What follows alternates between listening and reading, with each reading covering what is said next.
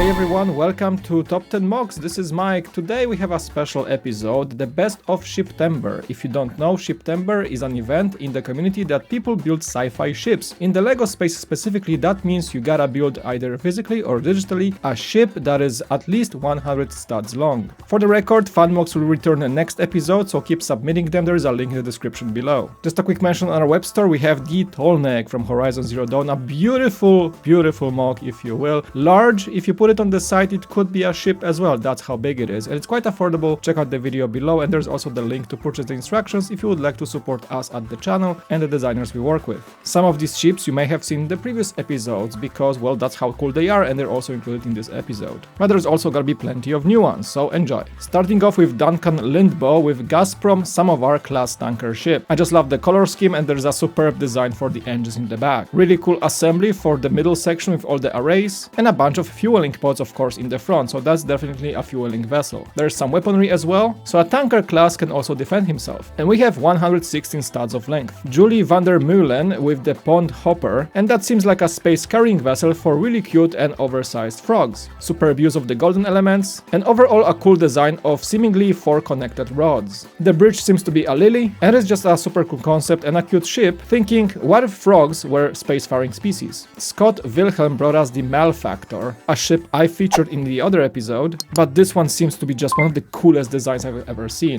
Looks like a space flea, a space bug if you will, with tons of gribbling for the underbody, really cool weaponry, and a striking red giant carapace. Definitely was one of the highlights of the overall MOCs episodes. Next up we have Boen with the Calypso. Mostly a white ship with some details in color, and I love the excessive use of wedges and slope pieces to create some of the coolest shaping I've seen on a ship. Plus it looks quite realistic, and the gribbling throughout is simply top-notch. Pohaturon with Syntropy brings us one of the most bizarre ships I have ever seen. It looks almost surreal and artsy in a way, because it's just basically a giant play with shape. Gotta love the simple blue accent of the translucent blue line running through the top, and it's overall just a brilliant execution of a really cool idea. Ryan Olsen came in with the Stiletto class picket destroyer that I also featured in the previous episode, and this one remains one of my top favorites with the amazing shaping, color blocking, and it's just overall a very cool design, inspired by the work of a fantastic artist, Alexandra Lordki-Panidze. Tim Zarki created the amazing Adhara. That might be my favorite of SHIPTember 24. It's an Eclipse class cruiser that gives off these strong expanse vibes, feels incredibly realistic, has some superb gribbling, and really cool shaping for the wings, the engine sections, and just overall design. Truly a masterful ship this year, and will probably end up in a lot of people's favorite lists. Same goes for Oscar Cederwall's B3 Marauder Heavy Fighter. It gives off a bit of Ceylon Raider vibes, and first thing you notice, it's mostly studless. We have only just a handful of studs visible on this giant project. Really cool angling techniques for the entire body, color blocking involved, and a pretty unique design you don't see every day. Mason Martin comes with the Apis Aegis. Stand is included for the very uniquely shaped ship. Some angling is very unique with the color combination of yellow and gray, looks very cool. And I love this what seems to be missile pods on the sides, using 1x1 tiles to create that stacked missile array effect. Ktorrek came in with the Muirgel, which was a ship I also featured previously. As a big Homeworld fan, I could not skip this one. Definitely feels like a Homeworld mothership or a carrier. As you would expect from a ship like this, it has some superb gribbling and a very cool hangar bay design I noticed. Jake Potter came in with the SS Costellazione, and you kind of cannot tell if that's an actual ship on the water, maybe something bound for Earth, but hey, it works, especially with that Duplo space shuttle nose in the front. So overall that is something you might see in space, or maybe cruising somewhere in the Mediterranean Sea.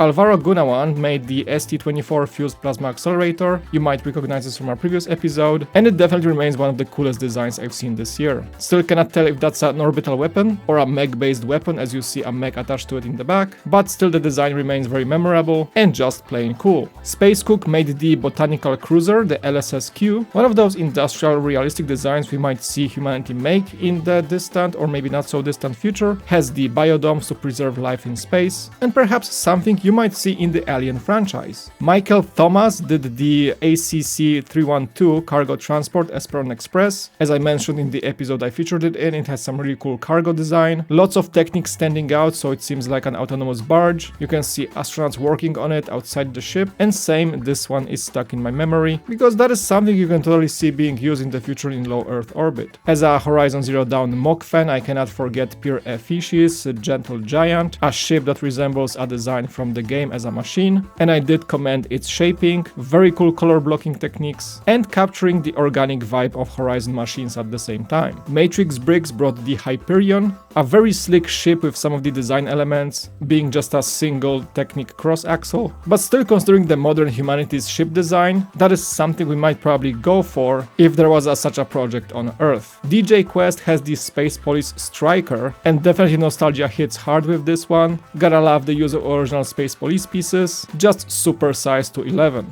Daniel Merva with the Space Bounty. I couldn't really tell if those are the custom pieces for these solar sails in the back, but definitely you cannot deny that the combination of white, black and gold pieces always works wonders for such a ship. And also a pretty cool high detail design overall. Soccer Kid 6 has the Ikeros Heavy Cruiser. The gaps in the middle are super cool design with some of the shadow being visible there because there is some space between the bricks. Lots of colors being used, so it's a very lively build to look at. And overall the texturing of this one is the one that stands out in the whole lineup today. Perry B with the Sword of Damocles. I featured this ship in the other episode. That seems like a giant railgun style weapon floating in space. Really cool trifecta design overall, extreme color blocking, cool angling, everything you could ask for from a cool ship like that. Elephant Knight brought us some Blacktron vibes with this ship that I don't think has an actual name, but same like the Space Police one, I love the usage of Blacktron pieces and somewhat keeping up with the vibe of the whole beloved theme. Rich Albanese made the Luminous Starweaver, again that Ceylon Raider vibe here, and it looks like something Monkey Kid would fly in space if they had spaceships, or maybe they do. The Colonial L brought this ship, the meeting ship built by 11 builders in a 3-hour build, pretty impressive. Feels like Lego bashing of a design, but still the effect was pretty cool, considering again they did it in 3 hours. Madoruk with the BAN4x2, or Banana for short, definitely wins the award of the most quirky ship this SHIPTember, and I cannot imagine how much yellow must have been used here. Stuart Lucas has the Epoch class Starliner, again homeworldy vibes with the mothership especially, one of the rare vertical designs, you don't see them quite often, and overall it's a pretty cool design with the darker portion at the bottom and lighter at the top. All MOCs brought the Helios, which I think has the most unique stand for a ship I have ever seen. I believe those are the large crane Duplo pieces, if you can correct me on that, and it works so well in the color scheme and the really cool sleek design of the ship on top of the stand. There is some cool might be Duplo piece at the very front, I cannot really guess what it is, but nevertheless it all works so well for this design. Similar shaping can be seen in the Beta Notus, the Doctrine Raiju ship. Gotta love the sleek front design, that cool energy wave at the top, an absolutely superb aft section with the engines, and some sort of a shield generator perhaps in the middle, that creates that energetic wave at the top. 105 stats on this one. Jason Corlett made the Stronghold shield generator frigate, superb look for that cannon in the front. It gives me the Warhammer 40k vibes for some reason, maybe that was the inspiration, but it is one of the most superb physical actual builds I've seen this SHIPTember.